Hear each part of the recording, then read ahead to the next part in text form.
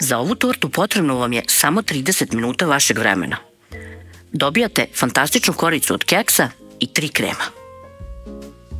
Za početak oko sebe stavite sve moguće alate kao i činije i lopatice koje vam mogu zatrebati u toku pripreme kako bi vam priprema bila što brža. A onda razmerite sve što možete da razmerite. Za početak treba vam 125 g margarina ili maslaca i 100 g crne čokolade i jedno i drugo ćete topiti. Birajte da li će to biti u mikrotalasnoj ili na parlju. Kada se otope i maslac i čokolada, čokoladu ostavimo sa strane, ona će nam trebati kasnije, tamo da se prohladi, a maslac će nam trebati odmah. Krećemo sa pripremom korice. U posudu stavljamo 300 g bilo kojeg mlevenog keksa po izboru, 100 g mlevenih oraha. Sad to malo promešamo.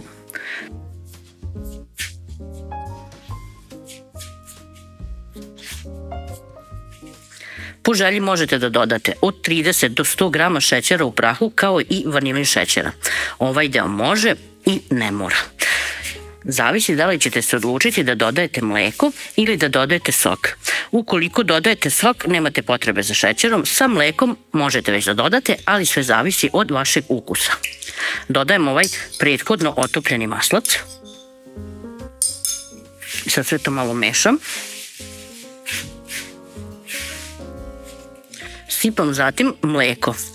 Mleko nemojte da sipate hladno, zato što će se cijela ova masa onda ukočiti, kao i maslac. Dodavajte ga sobne temperature ili blago zagrejano.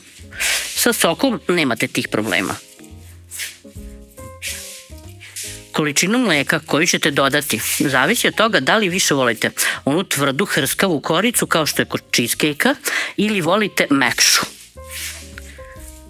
Cijela ova smesa treba da vam bude mekša i ređa kada budete stavljali u kalup, zato što će se u frižideru dodatno stegnuti.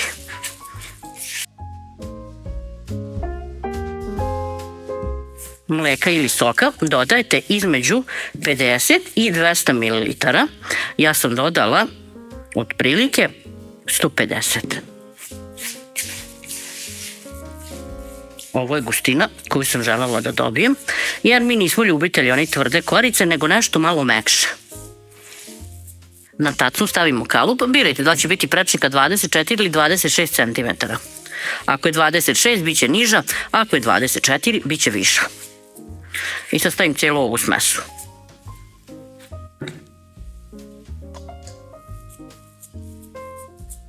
Potrebno je da se ova smesa dobro utapka u dno, da nema džepova vazduha i da se koliko toliko poravna, da to izgleda estetski primamljivo za oko.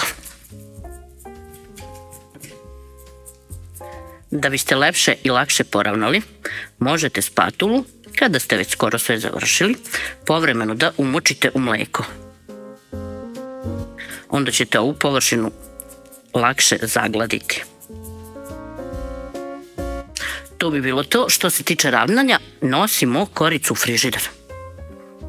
Krećemo zatim sa pripremom krema. Potrebna vam je jedna ova gotova smesa za krempitu koju ćete da umutite sa 600 ml mleka. Piše sa 800, ali ćete vi umutiti sa 600.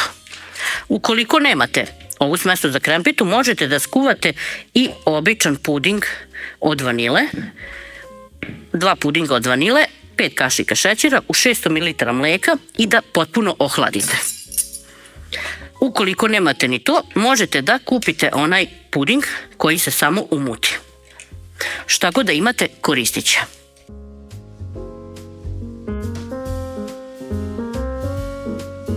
Cijelu ovu smesu ovako ređe ćemo umuditi. Onda uzmemo drugu posudu pa sipamo 500 ml slatke pavlake. Ovo je već prethodno zaslađena biljna slatka pavlaka, koristite koju god inače da koristite.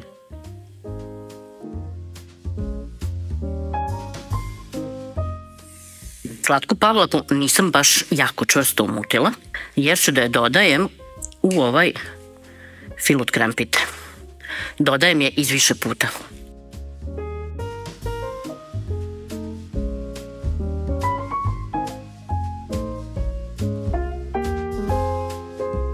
Sve ću još malo da promešam, da mi ne ostanu neki neumućeni delovi, a to se obično dešava sa kremom koji je na dnu. Pošto sve izmešamo i sjedinimo, cijelu ovu smesu delimo na 3 dela, zato ćemo iskoristiti ovu činiju i ovu činiju od keksa. U prvi deo dodajem 100 grama kokosa i mutim sve zajedno. Prvi fil nam je gotov. U drugi fil dodajem 200 grama mlevenih oraha i opet mutim sve zajedno. I drugi fil nam je gotov. U treći fil dodajem prethodno otopljenu i prohlađenu čokoladu. Pa i sad sve mutim zajedno. Dodatno sve još skinem sa ovih rubova, promešam dole do dna, pa je i ovaj treći fil gotov. Prvi ćemo stavljati ovaj kokos fil, zato što je on najčvršći. Ukoliko vam se desi da vam se jako stegne, a to će vam zavisiti od vrste kokosa, slobodno uspite malo mleka i izmešajte. Nemojte ostaviti da vam bude sve tako pretvrdo, jer onda kada budete sekli tortu, taj fil će onako biti tvrd, što bi se reklo, ko kamen. Kada slažete više filova, uvek gledate onaj koji je najčvršći da vam ide dole, kako bi vam cijelu tortu držao čvrsto. Ako pratite neki recept, ne morate se doslovno držati recepta, nego procijenite koji je krem kod vas ispao čvršće. Sad kada ovaj lepo zaravnamo, vidite kako nam je lep. Stavljamo sljedeći krem po čvrstoći. Uvek imajte na umu da će vam se krem sa čokoladom stegnuti. Na kokos krem stavljam čokoladni. On je trenutno malo mekši od ovoga sa orasima, ali će se u frižideru stegnuti, pa će biti tvrđi. Možete da koristite istu spatulu s kojom ste mazali i kokos deo. To bi bilo otprilike to. Još malo da ulepšamo. Tako. I sad polako, pošto trenutno ovaj fil malo tvrđi od čokoladnog, ovako ga stavite svuda pomalo. Da onda kasnije mnogo lakše razvučete.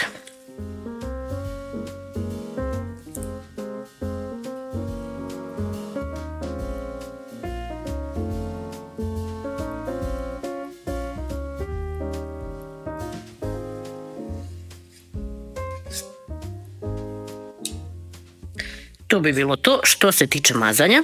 Nosimo tortu da se stegne, pa ćemo je onda dekorisati. Prvo malo ove ivice da obrišemo. Tako. Može. Ovoj torti dekoracija skoro nije ni potrebna. Kao što možete da vidite, ovi slojevi su savršeni. Samo ih ovako malo još popravite okolo. I dekoraciju možete da uradite samo od gore. Ja ću je tako uraditi, sa strane neću dirati ništa.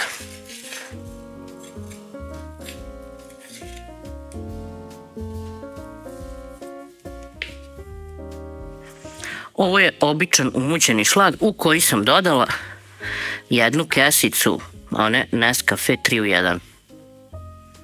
Prvo sam je razmutila u malo vrele vode, pa sam je onda dodala.